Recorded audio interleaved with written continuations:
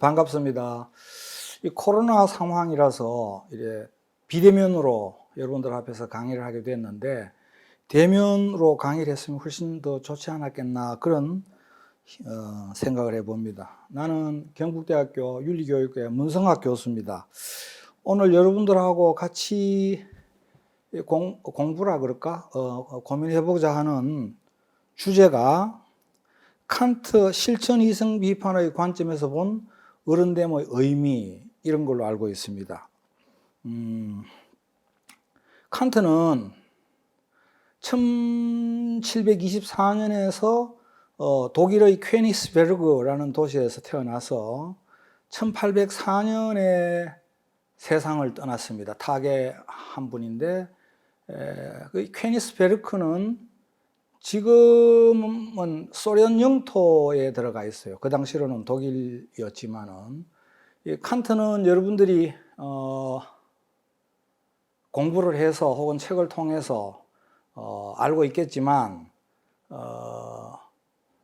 세 권의 중요한 그 책을 저술을 했어요. 물론 뭐 수많은 책을 저술을 했는데, 그 중에 순수 이성 비판, 실천 이성 비판, 판단력 비판, 이런 책들을 썼습니다. 이런 책들을 썼는데, 칸트 철학의 특히 실천 이성 비판이 오늘의 이제 핵심적인 연구 대상이 되는 책인데, 칸트 철학의 핵심 개념이 뭐냐? 칸트는 자기 철학의 핵심을 자유라고 그렇게 생각했습니다. 근세에 자연과학은 모든 세상 만물이 필연의 인과 법칙에 따라서 움직인다는 것을 밝혀냈습니다. 모든 세상 만물이 원인 결과의 법칙에 따라서 움직인다. 원인 결과의 법칙, 인과 법칙이라고 불려지는데, 이 원인 결과의 법칙, 인과 법칙은 철칙이라 그러죠. 철칙이고 예외가 없고, 그런데 만약에 이 인과 법칙이 이 인간의 행위조차도, 혹은 인간의 마음속에서 일어나는 이런저런 생각조차도 결정한다면 인간에게는 책임질 일이 없어지겠죠. 왜냐하면은 모든 것은 필연의 법칙에 따라서 움직이는 것이니까 내가 어떻게 달리할 수 있는 길이 원천적으로 차단되는 것이지요. 아궁이에 불을 떼면 연기가 나는데, 아궁이가 나는 연기 나기 싫어 이렇게 선택할 수가 없잖아요. 아궁이에 불을 떼면 굴뚝에서 연기가 나는데, 그 연기가 나는 굴뚝을 질책하는 것은 뭐 꾸중하고 벌하고 하는 것은 아무 의미가 없다는 것이죠. 칸트는 이런 인과적으로, 인과 법칙적으로 모든 것이 결정되어 있는 세계, 이걸 인과적 결정론의 세계라고 생각을 했었습니다.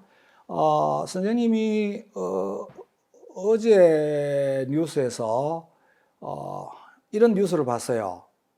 오늘 밤에 화성을 육안으로 볼 수 있는 절호의 찬스다. 화성과 지구의 거리가 6천억 킬로미터 정도 떨어지는데 육안으로 볼 수 있대요. 이번 기회를 놓치면은 이렇게 선명한 화성을 보는 것은 23년인가 25년인가 뒤에 볼 수 있다라고 얘기를 해요. 이게 기계적으로 이제 계산이 되는 것이죠. 이런 천체들의 운행이라든지 이런 것들은 기계적으로 계산이 되는 것이죠. 물질들의 어떤 작용하는 방식도 기계적으로 결정되는 거죠. 그 기계적으로 결정되는 방식을 연구하는 학문을 우리는 물리학이라고 그럽니다. 물리학. 그런데 이 결정론의 세계에서는 도덕이 들어설 여지가 없는 것이죠.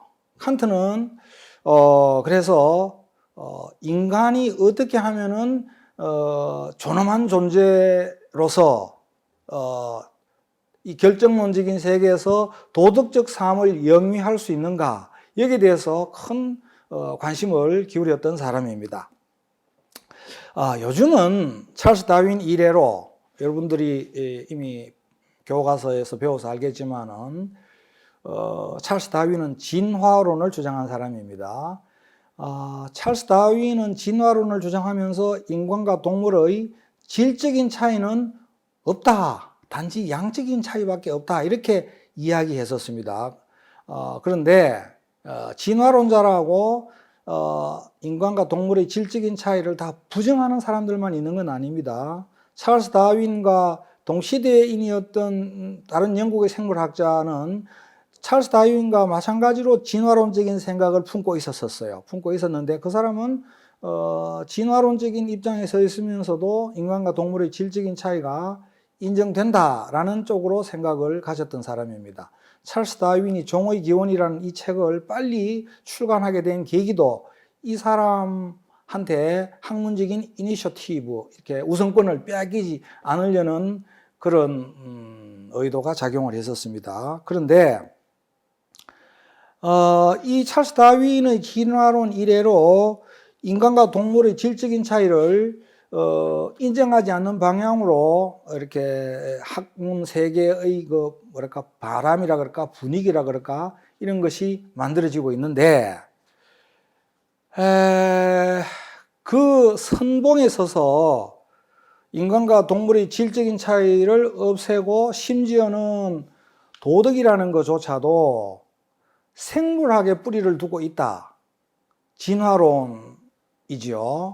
이렇게 주장하는 사람이 에드워드 윌슨이라는 사람이에요. 에드워드 윌슨. 그런데 이 에드워드 윌슨이라는 사람이 사회생물학이라는 학문을 창시를 했는데, 사회생물학이라고 그러면은 생소하게 들리겠지만 그런 학문이 있다고 치고, 그 책에서 도덕을 갖다가 생물학적으로 설명함에 있어서 가장 설명하기 힘든 개념이 뭐냐? 바로 자유라고 생각했어요. 자유. 이 자유가 정말 생물학적으로 설명하기 힘든 개념이다. 동물과 인간의 질적인 차이가 있느냐 없느냐, 동물과 인간이 과연 차이가 있느냐 없느냐, 선생님 생각에는 이게 칸트 생각이기도 한데 자유가 있느냐 없느냐 그 차이에 있다고 생각합니다. 인간에게는 자유가 있고 동물에게는 자유가 없다, 이 얘기입니다. 문제는 인간에게 있는 자유라는 게 도대체 뭐냐, 이게 이제 문제인데, 자유라는 말은 정의하기가 만만한 개념은 아니죠. 만만한 개념은 아닌데, 자, 사람들은 일단 자기 하고 싶은 대로 할 수 있는 것을 자유라고 그래요. 자기 하고 싶은 것을 한다. 그런데 자기 하고 싶은 것을 한다 하는 이 말도 애매한 말이에요. 가령 여러분들은 게임을 할 것인가 공부를 할 것인가 갈등을 해본 적이 있을 겁니다. 갈등을 해본 적이 있는데 어떤 사람이 게임을 하고 싶은 욕망에 자기 자신을 맡겨가지고 게임을 했어요. 학교 성적이 떨어질 걸 염려하면서 게임 했어요. 그래도 그거는 자기가 하고 싶은 거 하는 거예요. 그런데 어떤 사람이 게임하고 싶은 욕망을 누르고 책상머리에 앉아서 공부를 했어요. 그러면은 어떻습니까? 그것도 자기 하고 싶은 대로 한 거예요. 도대체 자기 하고 싶은 대로 하는 것이 애매한 말이라는 얘기입니다. 여러분들 연어에 대해서 얘기를 들어봤을 겁니다. 연어는 모천에서 태어나서 우리나라에는 강원도 오대천 같은 데서 이제 태어나면은 저 북태평양으로 바다로 나가서 북태평양에서 4년, 5년 살고 몸 길이가 한 60cm, 70cm 정도 되도록 성장하는가 봐요. 4, 5년 만에 그래 성장을 하는가 봅니다. 그리고 다시 이 모천으로 회귀를 해서 그 다음에 알을 낳고 죽어요. 순놈도 죽어요. 자, 연어들은 그 모천에서 태어나서 바다로 나가고 그 다음에 바다에서 이런저런 먹이를 먹고 그 다음에 성장해서 돌아와서 죽고 이런 삶의 순환 그 고리를 이어가는데, 연어는 자유입니까 자유가 아닙니까? 자유라고 말해야 되겠죠. 하고 싶은 대로 하는 거예요. 연어가 연어한테 모천으로 회귀하지 않으면은 이 자리에서 즉결 처분 당한다 뭐 이렇게 강제하거나 그 다음에 모촌으로 회개하거나 누가 채찍질 드거나 혹은 모촌으로 회개하지 못하도록 뭐 어제 철장에 가두거나 이런 것이 없었습니다. 하고 싶은 대로 한 겁니다. 이런 것을 보통 사람들은 구속이나 속박의 부재로서의 자유, 구속이나 속박이 없는 자유를 이건 자유라고 말해요. 그런데 칸트 선생님 생각에는 그렇습니다. 구속이나 속박이 없는 것은 분명하다. 연어가 모촌으로 회개할 때에. 그런데 그 연어는 어떻습니까? 자연 법칙의 지배하에 놓여 있습니까? 아니면은 자연 법칙으로부터 벗어나서 행동한 겁니까? 당연히 자연 법칙, 필연의 인과 법칙의 지배하에 놓여 있는 것입니다. 그래서 연어는 지 하고 싶은 대로 행동하는 자유를 누렸지만은 기실, 그 속을 잘 살펴보면은 필연의 인과 법칙의 지배하에 놓여 있다는 것입니다. 그런데 인간은 어떻습니까? 인간이 만약에 지 하고 싶은 대로 일전에 뭐 부산에서 보니까 포르쉐를 몰고 운전하던 운전자가 7중 추돌 사고를 내고 뭐 엄청난 교통사고를 낸가 보던데 조사해 보니까 뭐 대마보다도 7배나 더 약물 세기가 강한, 강도가 강한 그런 무슨 어떤 마약, 대마를 변형시킨 그런 마약을 먹고 그렇게 했다는 거예요. 정신 못 차린 것이죠. 정신 못 차린 건데 그런 식의 자유를 인간은 자유라고 생각하지 않아요. 지 하고 싶은 대로 한다고 해도. 그것은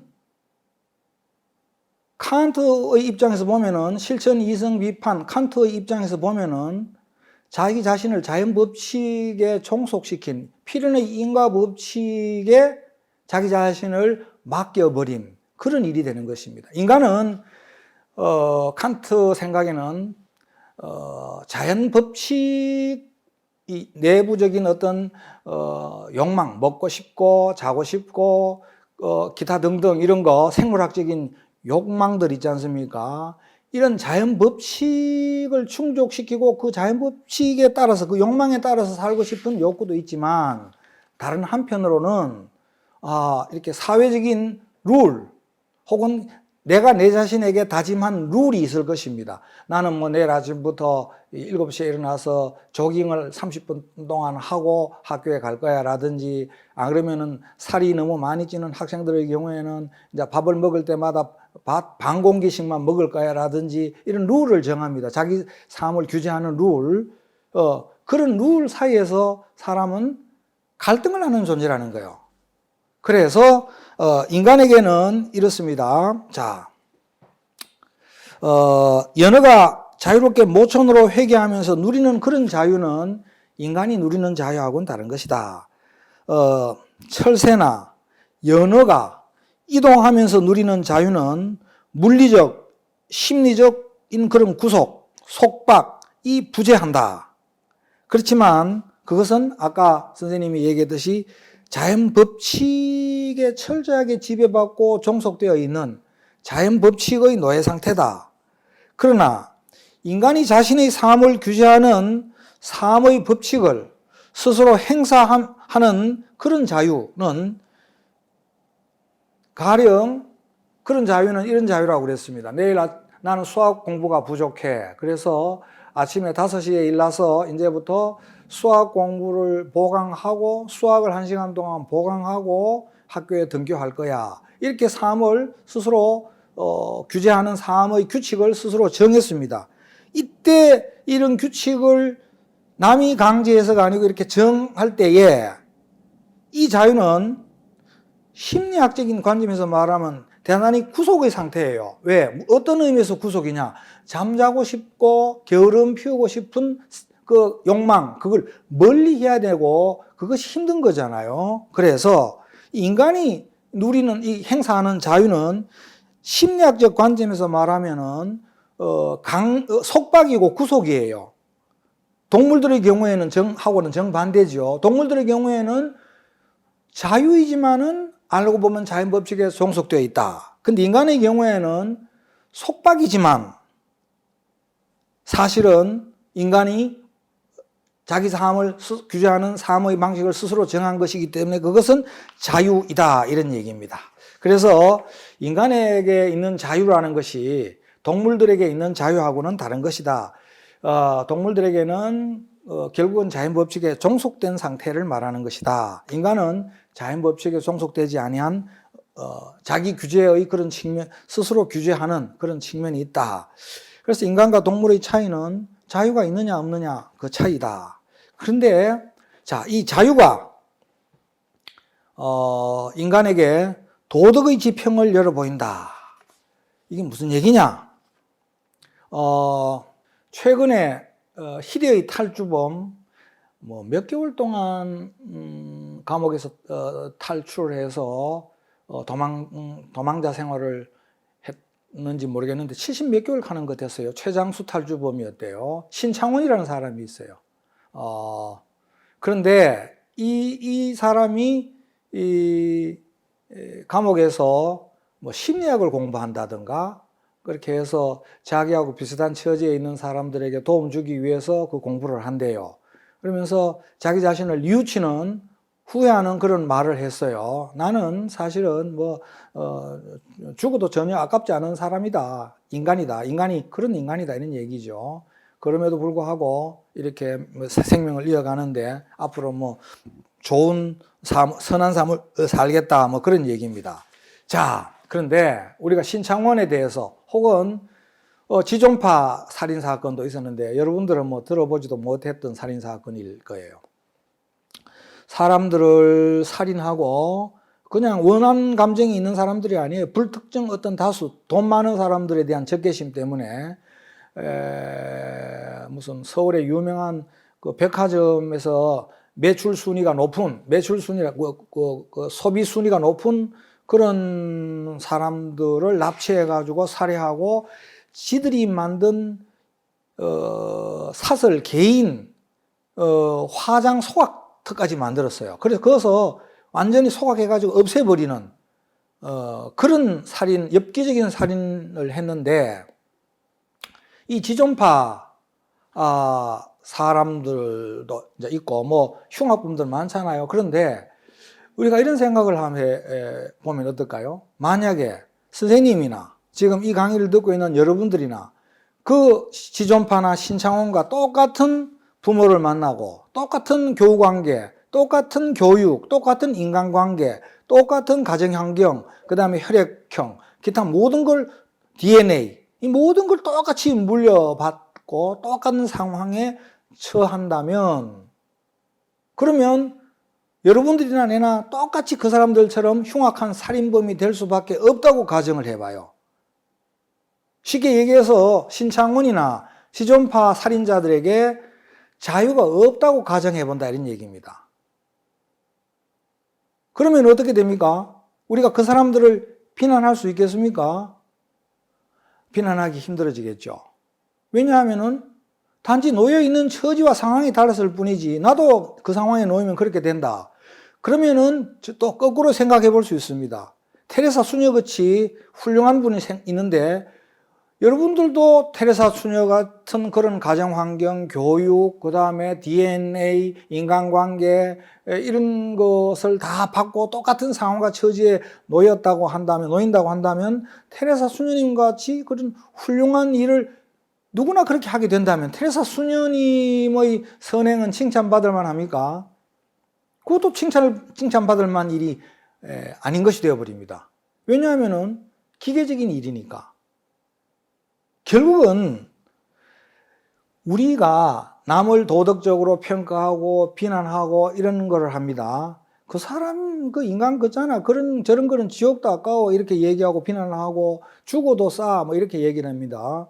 선생님은, 사형제도에 대해서 반대하는 사람인데, 내가 선생님의 그 개인적인 소신이 흔들리는 경우가 종종 많이 느껴요.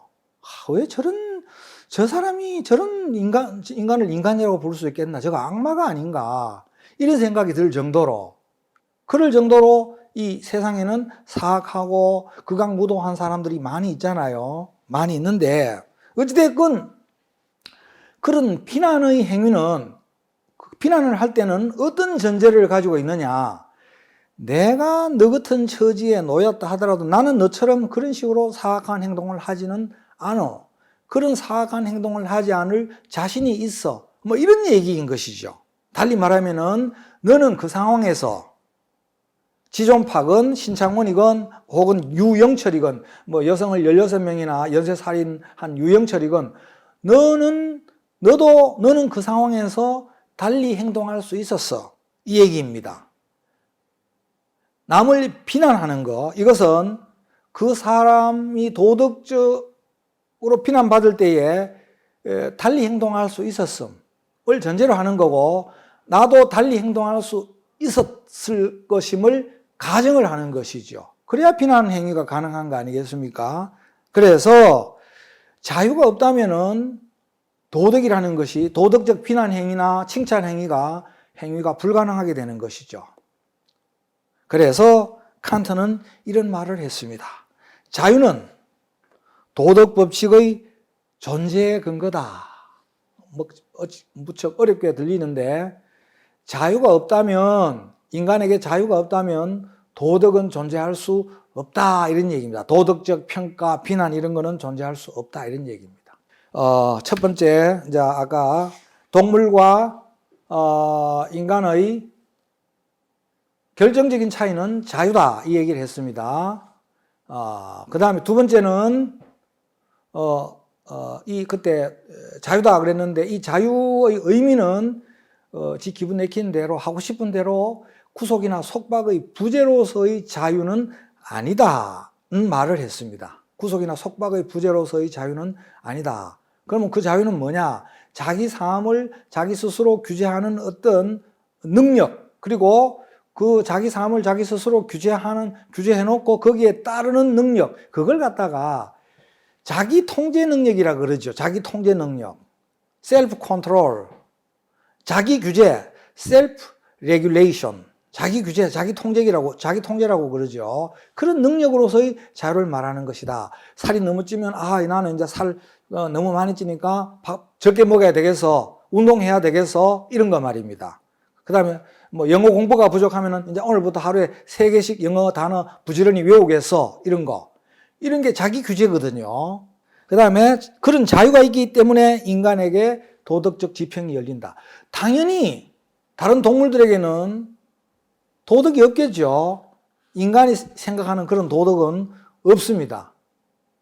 뭐 좀 더 복잡한 얘기를 할 수 있겠지만 해야 되는데 선생님이 생략하고 넘어가도록 하겠습니다.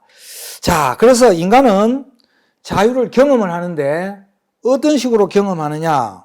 선생님이 1년도인가 2년도인가 모르겠네. 하여간 무척 오래된 얘기인데, 그때 신문을 봤는데 해외 토픽란에 비행기가 어떤 곳에 불시착해가지고 아주 어려운 상황에 처했는데 날씨가 춥고 그래 했던가 봐요.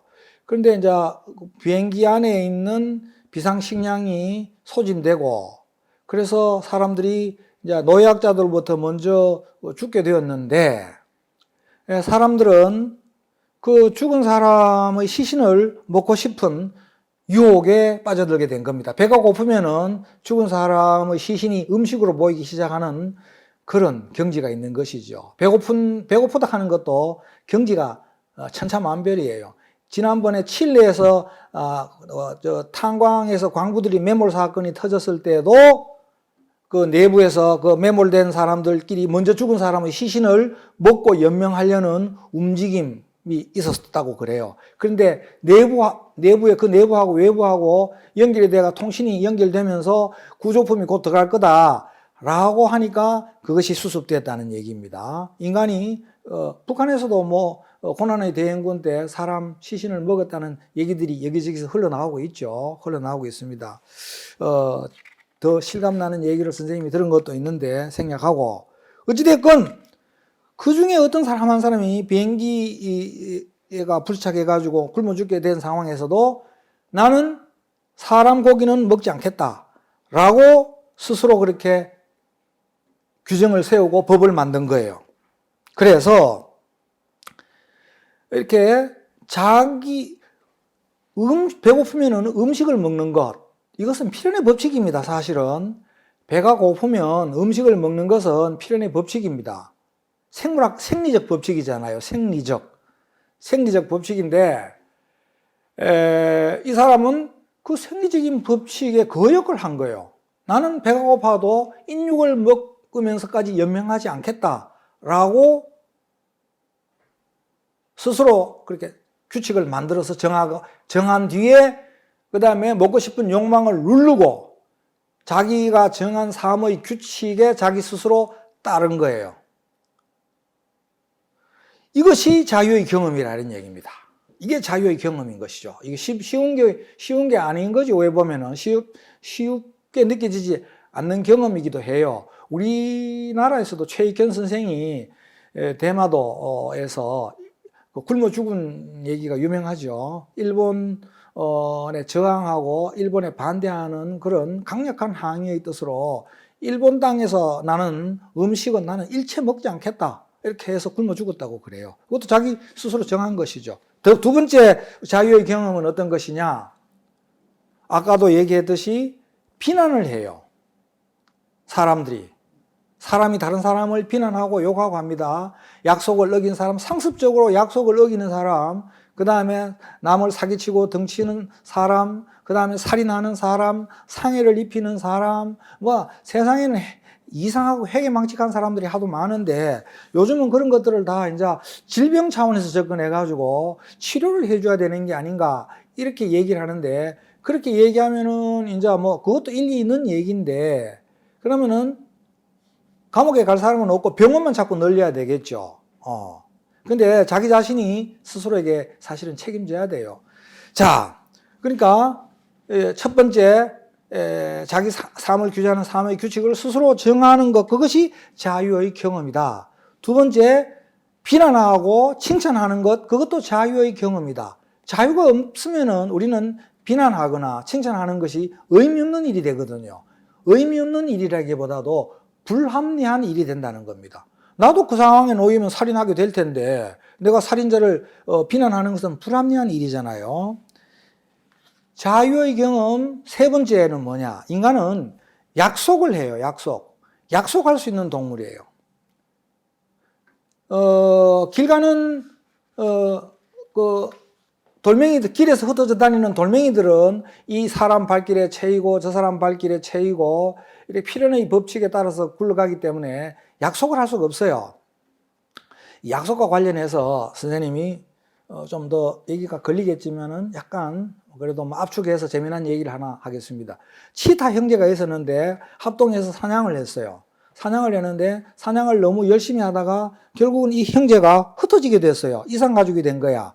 근데 동생 치타가 형을 애타게 이제 찾았어요. 찾다가 사자 영토 안에 들어갔어요.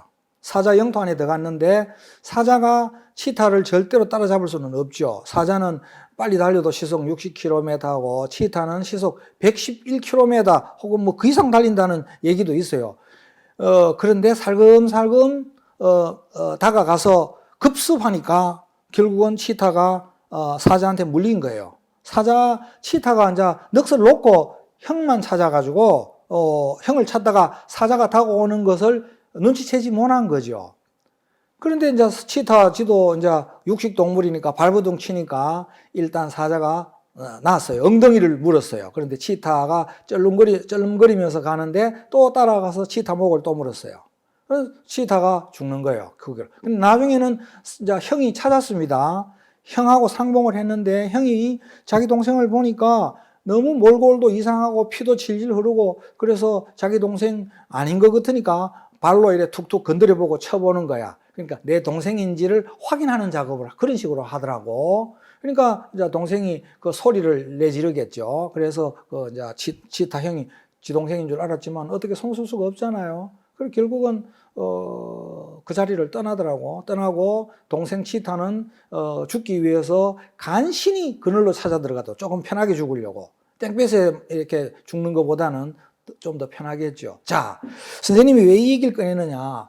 동물들이 약속할 수 있는 것 같으면요, 그렇게 되질 않겠죠. 사냥하다가 니하고 나하고 흩어질지도 몰라. 이상 가족이 될지도 몰라. 그때 해질 무렵에 뭐 저거들이 뭐 시간이 없으니까 정확하게 몇 시다 이렇게 얘기할 수는 없겠지만, 해질 무렵에 니하고 나하고 자주 그 소변 보던 그 나무 밑에서 만나자 이렇게 약속을 하면 되는 거예요. 동물들은 약속할 수가 없어요. 근데 인간은 약속할 수 있어요. 심지어는 만우절날 거짓말 재미삼아 많이 하잖아. 4월 1일 만우절날. 그런데 만우절날 약속하는 경우도 있었어요. 어떤 여고생들하고 선생님하고 국어 선생님이었어요. 그리고 말의 소중함, 약속의 소중함을 우리 깨치자 해서 10년 뒤에 우리 동대문 앞에서 만나자 이렇게 약속을 했었어요. 절대 이거 거짓말 아니다. 만우절날 하는 거라고 이거 거짓말로 생각하면 안 돼. 그러고 10년 뒤에 그 자리에서 만났어요. 약속을 한다는 것은 미래 10년 뒤에 내가 있을 자리를 내가 스스로 내가 자유롭게 결정한다는 얘기입니다. 약속도 자유의 경험이다. 그 다음에 자유의 경험은 네 번째로 후회의 감정을 인간이 가진다는 얘기입니다. 후회의 감정. 여러분들 부모님한테 과격하고 그 다음에 해서는 안 될 소리를 했는 사람이 있을지도 모르겠어요. 뭐 청소년기를 지나가고 이렇게 하면서 고등학생은 덜할 거고 중학생은 아직까지 사춘기를 진행하는 중이니까 이제 그 감정을 억누르지 못하고 그렇게 아주 부모님한테 대들고 부모님 속을 썩이는 그런 말을 했을 수도 있어요. 그 다음에 나중에 그때 그건 어머니한테 부모님한테 잘못한 거야 하면서 후회를 해요. 후회의 감정이 뭐냐? 내가 그때 달리 행동할 수 있었는데 이렇게 행동했었어. 만약에 달리 행동할 수 없는 어떤 존재라고 한다면 인간이 후회해봤자 아무 소용이 없잖아요. 후회해봤자 소용이 없어요. 어떤 사람들은 바로 그것 때문에 후회는 지나간 과거를 새로 바꾸어주지 못하는 것이죠. 후회한다고 100번, 1000번 뭐 뼈저리게 후회한들 지나간 과거를 바꾸어주지 못하니까 그것에 근거해서 이런 속담까지 만들어졌어요. 엎질러진 물은 다시 되담을 수가 없다. 되담을 수 없는 거 맞아요. 그럼에도 불구하고 그때 그 순간에 후회하는 사람은 그때 그 순간에 내가 달리 행동할 수 있었는데 라는 아쉬움을 표현하는 것이죠. 후회의 감정도 자유의 경험이라고 말할 수 있겠습니다. 그 다음에 이런 도덕 법칙의 존재 근거로서의 이런 자유가 없다면 인간은 도덕적 지평이 열리지 않는다 그랬습니다. 우리 자연계 속에는 도덕이 없습니다. 거기는 다 필연의 법칙이 지배하니까. 여러분들 뻐꾸기가 탕난한다는 얘기 들어서 알고 있죠? 탕난? 그런데 뻐꾸기는 이제 조그만한 새, 유럽 개개비 같은 새의 둥지에 그 개개비가 알을 놓으면은 달아서 자기 알을 거기에 몰래 알을 낳아요. 그럼 개개비는 지 새끼인 줄 알고 열심히 키워요. 그러니까 나중에는 뻐꾸기 둥지가 먼저 또 이렇게 알을 깨고 부화를 해요. 그러면 개개비 알은 다 둥지 밖으로 등으로 밀어가지고 아주 힘들게 동그란 등으로 동그란 개개비 알을 밀어내려고 하는 게 얼마나 힘들겠어요. 미끄러지기도 하고. 그런데 결국 다 밀어내요. 밀어낸 뒤에 둥지를 자기 혼자 쓰기에도 복잡하거든. 비잡거든. 이 뻐꾸기 둥지는 뻐꾸기는 크니까 개개비는 조그만하고 그래서 다 밀어내고 둥지를 독차지하고 먹이도 독차지해요. 갈라 먹을 먹이가 없는 거예요. 그러면 개개비 부모는 열심히 갖다 먹여요. 자, 인간의 관점에서 보면은 매우 비도덕적인 것이죠.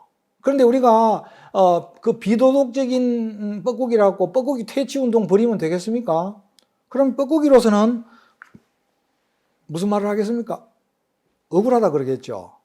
뻐꾸기는 나는 자연이 내게 심어준 그 삶의 룰, 삶의 방식, 그 DNA에 따라서 행동하고 처신할 뿐인데 그걸 갖다가 도덕적으로 잘못됐다고 얘기를 하면은 나는 억울하다라고 얘기할 거예요.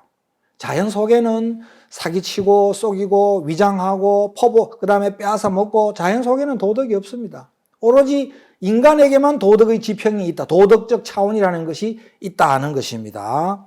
자, 인간에게는 자유가 있기 때문에 자, 이런 자유의 경험도 하고 그 다음에 인간은 책임지는 존재가 되는 것이죠.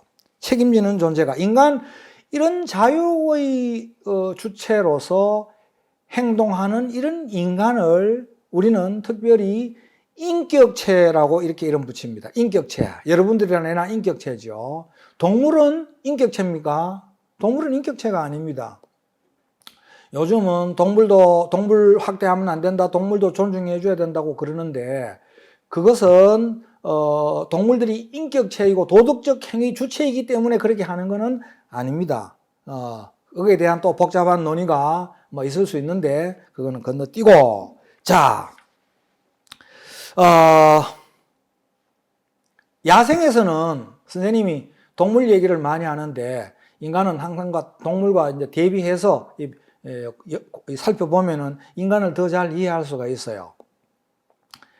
야생에서는 다친 어떤 사자나 뭐 이런 야생 동물들을 구조하는 구조팀이 있습니다. 아프리카나 우리나라에도 그런 팀이 있죠. 미국에도 있고 선진국이고 문명국에는 그런데 예산을 할당해 가지고 씁니다. 그런데 사자를 이제 마취해 가지고 그렇게 이제 데리고 와서 치료하고 또 마취를 깨우고 이렇게 하고 야생으로 돌려보낼 수 있으면 돌려보내고 그게 되지 않을 경우에는 인간들이 관리를 합니다. 관리를 하는데 선생님이 아는 어떤 선생님의 부인이 암에 걸렸어요. 유방암에 걸렸어요. 그런데 이분은 수술을 거부했어요. 자기는 오로지 기도해서만 낫수겠다는 거야. 그래서 한 3년 동안 기도원으로 이렇게 돌아다니면서 기도만 열심히 했던가 봐요.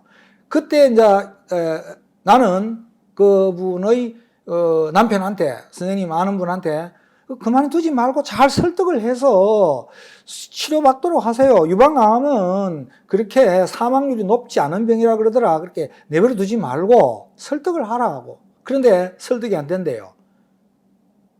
그러면은 동물 같으면 어떻게 했겠습니까? 마취주사나가 강제로 수술시켰겠죠. 인간은 그래 하지 못해요. 왜? 자기 행동에 대해서 자율권을 가진 존재이기 때문에 그렇습니다.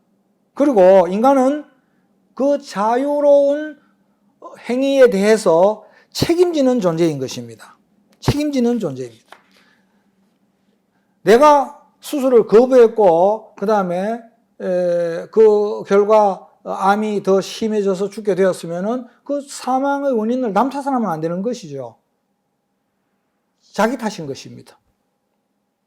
결국은 그 부인은 나중에는 병원에 갔어요. 한 3년 뒤에 병원에 가서 수술을 받으려고 가슴을 열어보니 유방을 열어보니 이미 암세포가 너무 많이 퍼져 있었어요. 그래서 도로 덮었어요. 수술이 불가능한 지경으로 가버렸었어요. 수술이 불가능한 지경으로. 우리가 어떤 사람의 인격을 우리는 항상 존중해 줘야 되거든요. 다른 사람의 인격을. 그런데 그것은 우리가 그 사람의 자유를 존중해 주는 것이다. 이런 얘기입니다. 우리가 집에 개를 한 마리 기를 때에 그 개집을 어떤 집으로 만들어 줄 것이며 그 개집의 위치는 어디에 두는 게 좋을 것인지 그 개한테 물어보지 않습니다. 인간의 편의대로 물론 개가 죽으면 안 되니까 깜깜한 방에 가두지는 않겠지만은 인간의 편의대로 집을 지어서 그 위치를 정해주는 것입니다. 인간은 그래 할 수가 없는 것이죠. 항상 다른 사람의 뜻과 의사를 물어보는 것이다. 인격이라는 말의 의미는 책임지는 행위 주체로서 도덕의 지평 안에 놓여 있는 인간을 말하는 것입니다. 책임지는 행위 주체로서 도덕적 지평 안에 놓여 있는 인간, 그걸 인격이라고 말한다. 조셉 플래처라는 사람은 인격이라는 개념을 그렇게 정의를 하지 않았어요. 인격에 대해서 자기의식이 있느냐, 뭐 과거감이 있느냐, 미래감이 있느냐, 자기 통제 능력이 있느냐, 이런 것만 가지고 했었어요. 그런데 가령 그런 식으로 얘기하면 이제 식물인간은 인격이 아니죠. 자기의식도 없고 과거감도 없고 미래감도 없고 이런 거는 이런 경우에 놓여 있기 때문에 인격이 아닙니다. 그런데 이런 식의 인격 개념은 슈바이처도 인격체고 그 다음에 히틀러도 인격체가 돼요. 똑같은 인격체가 돼요. 그런데 우리는 어떻습니까? 슈바이처는 훌륭한 인격을 가졌고 히틀러는 나쁜 인격을 가졌잖아요. 그 차이를 설명할 수가 없어요. 조셉 플래처라는 사람식으로 생각을 하면은 그 차이를 설명할 수가 없다. 자, 그 다음에 이 도덕적인 행위 주체로서 이 인격체는 존엄한 존재다. 이게 칸트가 근대인으로서 현대를 살아가는 우리 인간들에게 실천 이성 비판이라는 책을 통해서 해준 가장 중요한 메시지 중에 하나예요. 칸트는 실천 이성 비판이라는 책에서 이런 말을 합니다. 너는 너 자신에 있어서나 타인에 있어서 네 자신이나 타인을 이 뜻입니다. 인간성을 한갓 수단으로 대하지 말고 동시에 목적으로 대해라. 이게 무척 어렵게 들리죠. 한갓 수단으로 대하지 말고 동시에 목적으로 대해라. 이 말의 뜻은 뭐냐 하면은 인간을 존엄하게 대하라 이런 뜻입니다. 인간을 존엄하게 대하라. 인간을 존엄하게 대한다는 것은 무슨 뜻입니까? 자유로운 행위 주체로서 대접해 주어라 그 뜻입니다. 존엄하게 대하라 하는 말은 자유로운 행위 주체로서 대접해 주어라. 존엄하게 대한다는 것은 그냥 위해 주는 거하고는 조금 다른 거예요. 여러분들 부모님들이 여러분들을 지극정성으로 위해 주잖아요. 위해 주는데 그거 위해 준다고 하면서 너무 간섭을 심하게 하고 그 다음에 이래라 저래라 태클 걸고 시비 걸고 그 다음에 위해 준다고 하면서 꾸중하고 이렇게 하면 여러분들은 이제 짜증 내는데 뭐 좋은 뜻에서 해주는 것일 수 있겠지만은 이제 성인으로서 여러분들의 자율성의 침해가 되는 측면이 이제 일어날 수가 있겠죠. 어떤 개인이 자신의 자율성을 온전히 잘 행사하면서만 살아가느냐, 그렇지 못하느냐, 이거는 별개 문제이지만, 어찌됐건 사람들은 자율성이 침해되는 걸 원하지 않죠. 자, 왜 존엄한 것인가? 인간은 왜 존엄한 것인가? 인간은 아까 전에 그런 얘기를 했습니다. 도덕적 행위 주체다. 인간에게만 도덕의 지평이 있다 그랬습니다. 자연 속에는 도덕의 지평이 없다. 자연을 우리는 도덕적 평가의 대상으로 삼을 수 없단 말입니다. 탕난하는 뻐꾸기를 도덕적 평가의 대상으로 삼을 수 없고, 하이에나는 시체 뜯어 먹고 하는데 우리는 사실은 인간적인 관점에서 인간들은 그 인간의 관점에서 하이에나를 싫어해요. 그런데 하이에나로서는 억울한 일이죠. 자기들도 그래 살고 싶어 사는 게 아니고 자기들한테 프로그래밍 된 자연이 그런 방식으로 살라고 프로그래밍 시킨 대로 DNA에서 따라서 그렇게 사는 거거든요. 하이에나는 억울한 것이죠. 그러니까 인간은 자연조차도 도덕적으로 평가하고 싶어 하는 욕구에 사로잡히는데 내일 소풍 가기로 했는데 비가 왔다. 그러면 에이 날씨도 더럽네. 이렇게 날씨에 대해서 불만을 표시를 하긴 하지만은 그것은 냉정하고 이성적이고 합리적인 반응은 아니죠.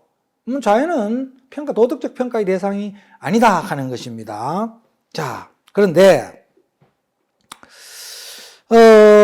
인간은 오로지 평가한다 이런 얘기입니다. 평가한다. 인간이 쉽게 얘기하면은 평가의 주체예요. 인간은 평가의 주체예요. 인간 이외의 이때 인간은 유적 존재로서 인간을 말합니다. 물론 인간 대 인간끼리는 얼마든지 평가할 수 있어요. 그 사람 나쁘다, 좋다. 그 사람 아주 신뢰할 수 없는 사람이야, 사기꾼이야. 그 다음에 그 사람 이기적인 사람이야, 기타 등등 평가할 수 있습니다. 그런데 그런 인간과 인간들 간에 벌어지는 상호 도덕적인 평가 말고, 그 사람 부자야, 이런 사실적인 평가도 할 수 있겠죠. 부자야라는 것은 평가가 아니고 사실에 대한 진술이겠네요. 그런데 인간은 이 평가의 주체입니다. 인간 이외의 모든 삼라만상은 평가의 객체인 것이죠. 칸트는 이렇게 얘기했습니다. 인간 이외의 모든 존재는 평가의 객체로서 가격을 가진다. 가격. 그렇지만은 인간은 가격을 가질 수가 없다. 인간은 가격을 가질 수가 없다. 인간은 가격을 가질 수 없는 이유가 분명해요. 인간은 가격 매겨질 수 없는 존재라는 거예요.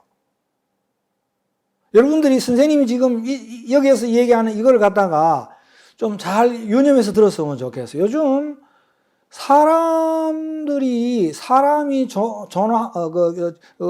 귀하고 중한 줄 몰라요. 인간 존중 정신, 인간 존엄성 사상이 많이 퇴색하고 있다는 거예요.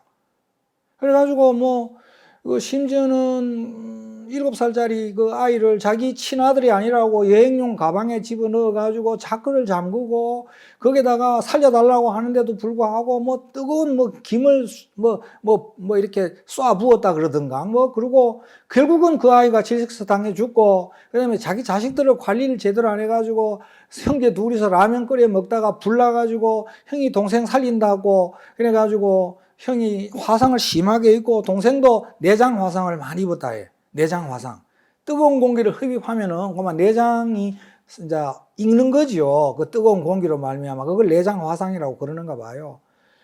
그 다음에 살인 사건도 자주 일어나고 이게 다 이게 인간 존엄 사상하고 거리가 먼 거잖아요. 인간이 존엄한 건데 왜 존엄한 건지 지금 내가 선생님이 얘기를 하는 거예요. 인간은 가격 매겨질 수 없어요. 인간이 가격 매겨지면은 그것은 어떻습니까? 인간 외의 모든 사물은 가격 매겨질 수 있다 그랬어요. 책은 얼마고 손은 얼마고 심지어는 전 지구의 지구상에 매장된 석유는 가격으로 계산하면 얼마다 이렇게 가격 매겨지는 거예요. 가격 매겨지는 거예요. 인간은 가격 매기는 주체지 가격 매김을 당하는 객체는 아니다 하는 것입니다. 도덕적인 평가는 받을 수 있겠죠. 그런데 인간은 보고 너는 5만 원, 너는 10만 원, 너는 5억, 20억 이렇게 가격 매겨질 수 있는 존재는 아니라는 겁니다. 인간은. 왜? 만약에 인간이 그런 식으로 가격 매겨진다면 인간은 정의상 아까 얘기했잖아요. 가격 매겨지는 것은 사물이라 그랬어요. 인간이 사물이 되어버리는 거예요. 물격이 되는 거예요. 물격. 인격이 아니고 인격체가 아니고 물격체가 되어버린다. 물격. 인간이. 그러니까 인간은 가격 매겨질 수 없는 존재예요. 인간은 평가의 주체지 평가의 객체가 아니다. 그런데 칸트는 가격 매겨질 수 없는 인간의 이러한 고유한 특성을 인간은 존엄하다라는 말로 표현했어요. 달리 말하면은 인간은 가격을 초월해 있는 존재다 이 말입니다. 가격을 초월해 있는 존재다. 인간은 가격 매겨질 수 없는 존재다. 인간은 무한한 가격을 가진 존재다. 같은 말입니다. 모두가. 이 같은 말인데 칸트는 이걸 갖다가 특별히 인간의 존엄성이라고 그렇게 이름 붙였어요. 인간은 존엄한 존재다. 여러분들이 나중에 이제 시집 가고, 여학생들도 있었으니까 그렇겠는데, 장가도 들고 시집 가고, 애를 낳으면은, 그 낳은 아이의 생명을 50억 하고 바꾸겠습니까? 당연히 선생님은 안 바꿀 거라고 생각합니다. 5조는 어떻습니까? 5조. 어마어마한 돈의 액수죠. 흔들거립니까? 안 바꾸겠지. 사실 5조가 필요도 없어요. 평생 살아가는 데는. 인간다운 삶을 살아가는데 5조 필요도 없어요. 만약에는 새가, 중국 고전에 그런 얘기가 나온다 그러지, 새가 그 넓은 숲에 머무더라도 지가 앉아서 쉬는 둥지는 나뭇가지 하나라고. 그렇지. 5조가 필요가 없어요. 5조 아니라 50조도 바꿀 수가. 그러니까 여러분들이 부모님들에게 그런 어마무시한 중요성을 가진 존재라는 것. 그 다음에 지 자식이 그런 존재라는 걸 못 깨우친 부모들이 많아요. 그게 문제지.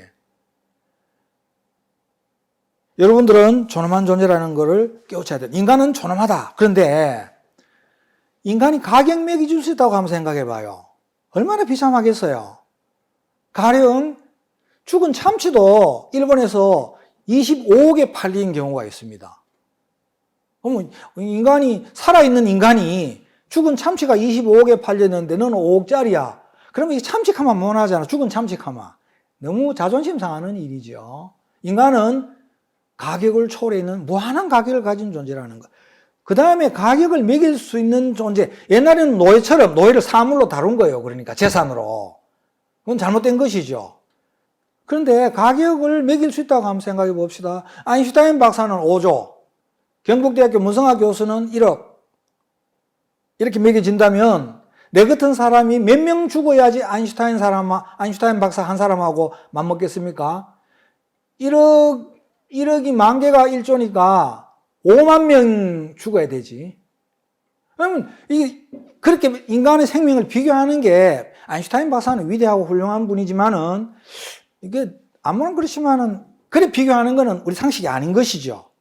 상식이 아닌 것이다. 그래서 인간은 존엄한 존재다. 서양 속담에 이런 말이 있습니다. 인간이 입을 수 있는 가장 고상한 의상은 자존심이다. 이런 말을 했습니다. 자존심이 밥 먹여주냐라고 그러는데, 그런 심리학적 자존심 말고, 지금 선생님이 여러분들한테 얘기하는 거는 인간이 인간으로서 기본적으로 가지는 인간의 존엄성에 관한 얘기고, 인간의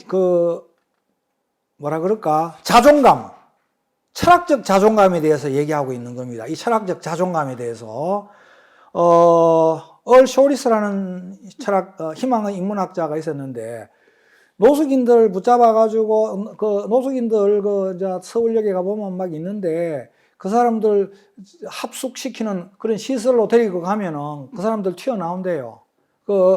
셀프 레귤레이션, 자기 규제가 안 되는 사람들인 거라, 그 사람들은. 그래서 간섭받는 게 싫은가 봐요. 그러니까 그 사람들은 그냥 속박이나 구속의 부재를 좋아하는 거라. 그게 동물적 자유예요, 그게. 그게 동물적 자유인데, 그 사람들한테는 빵하고 뭐 숙소를 제공해줘 봤자 소용이 없어요. 그래서 얼 쇼리스가 그 사람들한테 플라톤의 국가론을 같이 읽고 단테의 신곡도 읽고 인문학적인 공부를 시켰어요.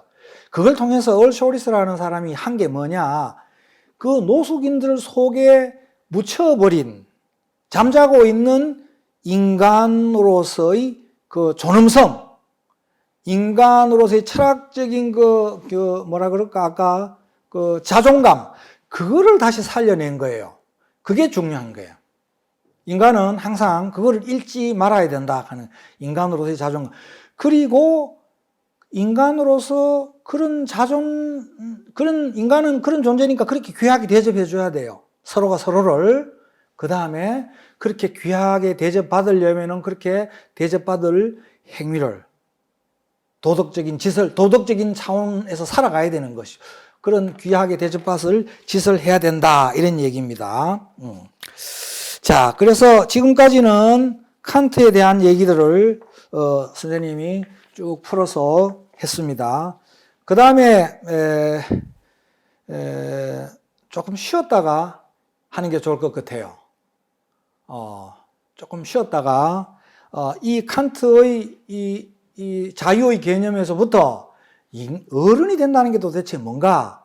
여러분들은 지금 청소년기니까 과도기적인 상태잖아요. 여러분들한테 이 얘기가 필요할 것 같아서 선생님이 이 주제를 택했습니다. 그래서 어른이 된다는 것의 철학적 의미에 대해서, 뭐 법률적 의미 뭐 이런 거 말고에 대해서 살펴보려고.